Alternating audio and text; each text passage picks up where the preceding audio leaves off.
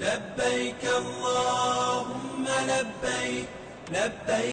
فقیر نے کہا بادشاہ یہ تخت ہمیشہ رہنے والا نہیں، یہ بادشاہی ہمیشہ رہنے والی چیز نہیں۔ تجھے پتہ ہو کہ موت کے بعد بادشاہ اور فقیر برابر ہو جاتے، قبر میں جانے کے بعد امیر اور غریب برابر ہو جاتے۔ اگر تو کسی کی قبر کھول کر دیکھے تو یہ معلوم ہرگز نہیں کر سکے گا کہ کون سخی ہے کون منگتا ہے، کون بادشاہ ہے کون فقیر ہے، کون شاہ ہے کون گدا ہے۔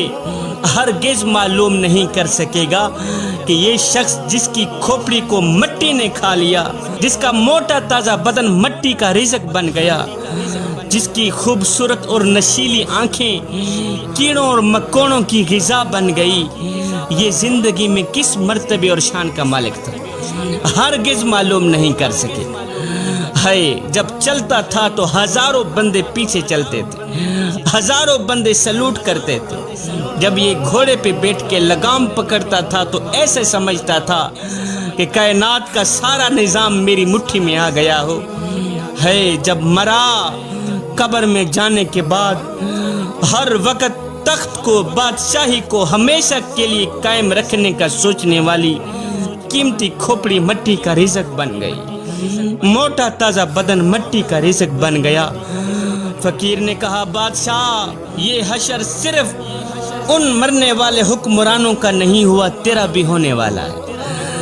یہ سب کچھ سننے کے بعد بادشاہ نے کہا فقیر میاں مجھے کوئی اچھی سی نصیحت کریں۔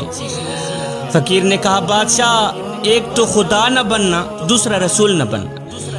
کہا استغفر اللہ فقیر میاں، اس کا کوئی مسلمان تصور بھی کیسے کر سکتا ہے، خدا بننا رسول بننا؟ لہٰذا مجھے سمجھ نہیں آیا آپ نے کیا کہہ دیا۔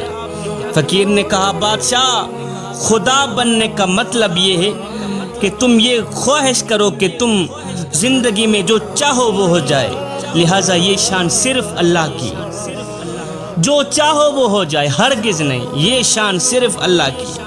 اور رسول بننے کا مطلب یہ ہے کہ تم یہ تمنا کرو کہ ساری دنیا مجھ سے ہی عقیدت رکھے، لہٰذا یہ مقام صرف رسول اللہ کا ہے۔ خدا بھی نہ بننا، رسول بھی نہ بننا، تم دنیا میں بھی کامیاب ہو جاؤ گے، آخرت میں بھی کامیاب ہو جاؤ گے۔ اس کے بعد اس ظالم بادشاہ نے پکی توبہ کی۔ پکی توبہ کرنے کے بعد اپنے دل کا تعلق کریم رب سے جوڑ لیا۔ پھر اس نے اپنے رب کو اتنا راضی کیا، صبح ہے تو قیام میں ہے، سجدے میں، شام ہے تو نماز میں ہے، اللہ اکبر، رات ہے تو نفلیں پڑھ رہا ہے۔ لکھنے والے لکھتے ہیں جب یہ بادشاہ پہلے تو ظالم تھا، لیکن توبہ کرنے کے بعد جب یہ مرا تھا نماز کی حالت میں مرا۔